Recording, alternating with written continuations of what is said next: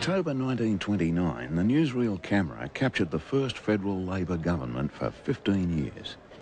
The smiling Prime Minister was James Scullin, but the architect of victory was the Treasurer, Ted Theodore. Within days of these pictures being taken, Scullin and Theodore would confront the worst economic crisis of this century. It would destroy Ted Theodore's political career, but it would shape economic policy for decades to come.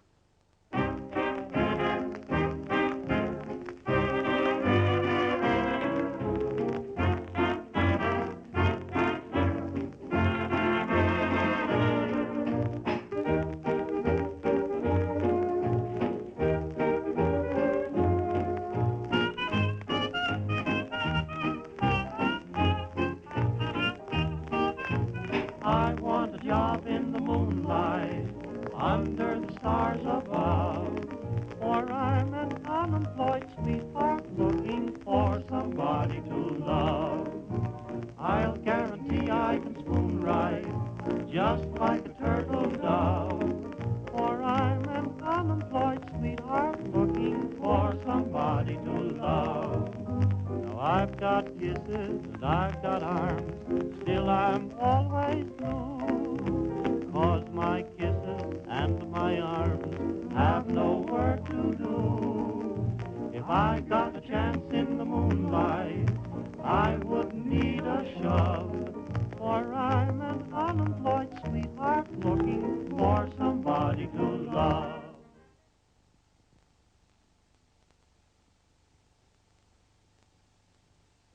All the time I was at high school, my father, who was a steel worker, was out of work. And I could see the abuse and calumny that was heaped on his head, and I knew he was a decent father and that he was able and willing to work, but he just couldn't get any, and I could never figure this out. So when I left school and after the war went to university, I decided to go to university to study economics, really to try to get an answer to that question as to why the system broke down.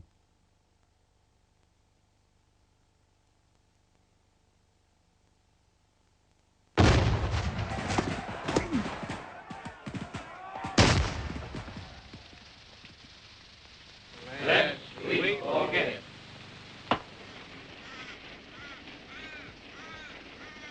The foundation stone of Australia's depression was laid in the 1920s. By world standards, Australia had a small boom. Soldiers returned to a decade of unemployment over 8% and an economy that was at the mercy of the international market for primary products. Work out. How much is 700 bushels of wheat at 6 shillings a bushel, Dave?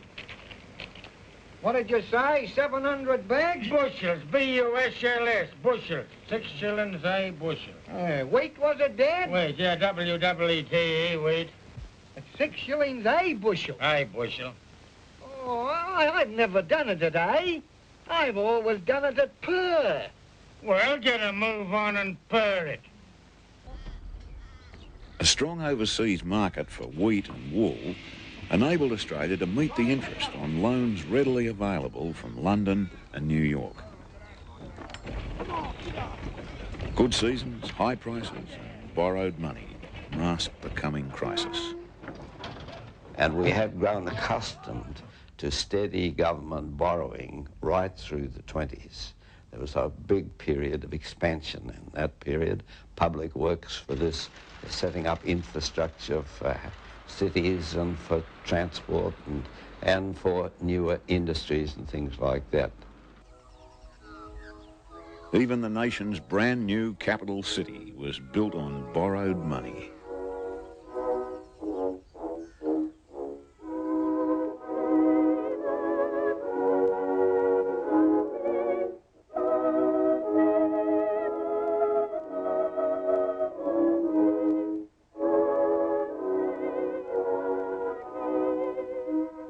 As the Duke of York opened Parliament House in 1927, export prices fell, putting a question mark against Australia's capacity to repay loans. The national debt had grown to record levels under the Conservative Prime Minister Stanley Melbourne Bruce. Bruce was more English than the English. He dressed like an Englishman, striped pants, spats, little white coverings over the shoes, white suede, I suppose, buckled underneath. I don't know what their function was supposed to be. Pull up your underpants. Oh, they ain't underpants.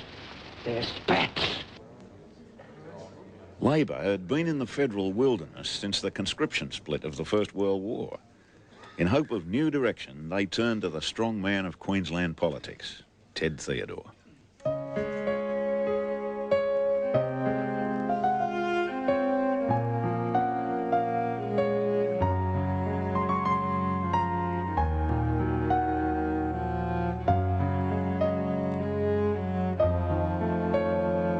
The son of a hard-working Irish woman and a Romanian sailor, Theodore left school during the Depression of the 1890s to try his luck on the goldfields of Western Australia.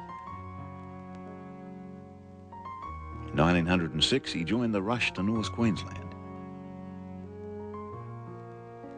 Riding his bike between mining camps, railway gangs and two-up joints, he organised a union.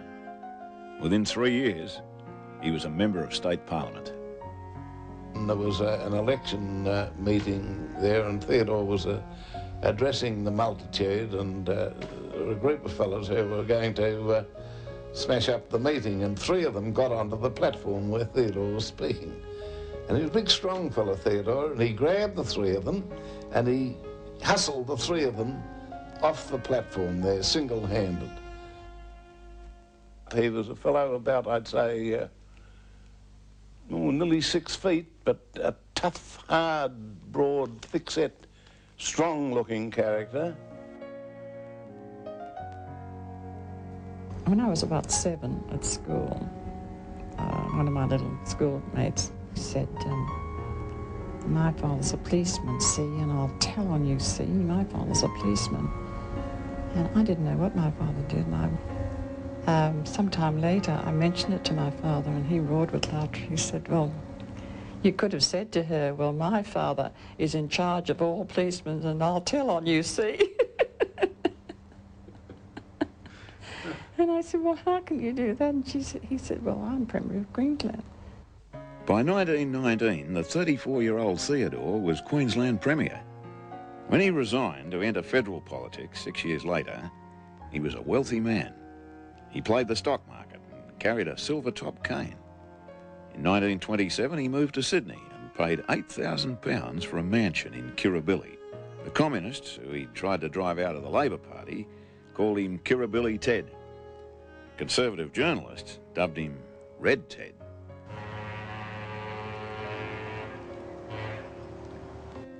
Across the harbour from Theodore's Kirribilli home lay his federal electorate, centred on the narrow streets and workers' cottages of the Balmain docklands. And I thought he was the best type of politician I'd met, because he wasn't interested in just cultivating votes for himself. He was a man with a mission, a man with a policy. Development of Australia, development of Australian industry, development of Australia as an independent nation. Prime Minister Bruce saw Theodore as a threat and set up a royal commission into allegations that Theodore had paid the sitting Labor member £8,000 to resign. Theodore was found not guilty, but it was rumoured that his friend John Wren, the Melbourne SP bookmaker millionaire, had organised the cash. From the opposition front bench, Theodore led the attack on Bruce's economic management.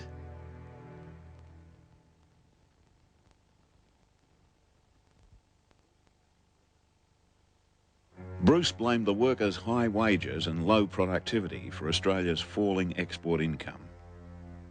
In 1928, they're putting up the same solution to the economic problems they're putting up today. The donkey must work hard and eat less chaff and carry more sticks, then he's better off.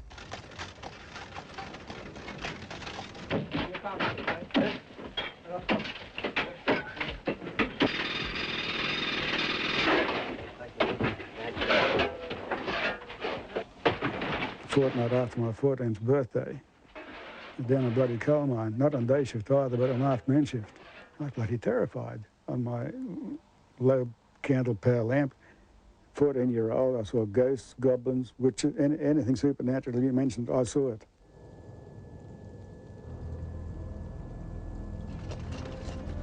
Bruce's hard line provoked major disputes. On the Melbourne docks, wharfies rejected what they called the Dog Collar Act and began a 10-month strike. There was an attack made on the scabs. We had some of them in the water. And we were making an exchange of some of our people off the police for the scabs. And actually we were walking away from the contest. There'd been a bloody contest on. We'd been getting into the coppers and the coppers been getting into us. What was his name? Cooper, I think, the coppers in charge of him. He deliberately said, lower your guns and fire. Yeah. Nagel was hit in the back, so was Whittaker.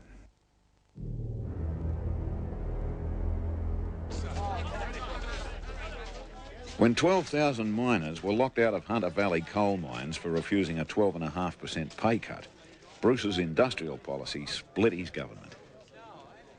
The Federal Labor Party, of which I have the honour to be deputy leader, is appealing to the people of Australia in what is probably the most momentous election campaign in the history of the Commonwealth. Throughout the length and breadth of Australia, there has for months past been a clamour for a lowering of the costs of production. When large employing interests speak of lowering the cost of production, they mean only one thing, a reduction of wages and a lengthening of hours. To safeguard their wages and conditions, therefore, the workers should return the Labour Party to power. We're in the money, we're in the money. We've got a lot of what it takes to get along. We're in the money, the skies are sunny. Old man depression, you are through, you done us wrong. In Labor's landslide lower house victory, Bruce lost his seat and retired to England. Hopes were high that the new Labor government would make long-promised reforms.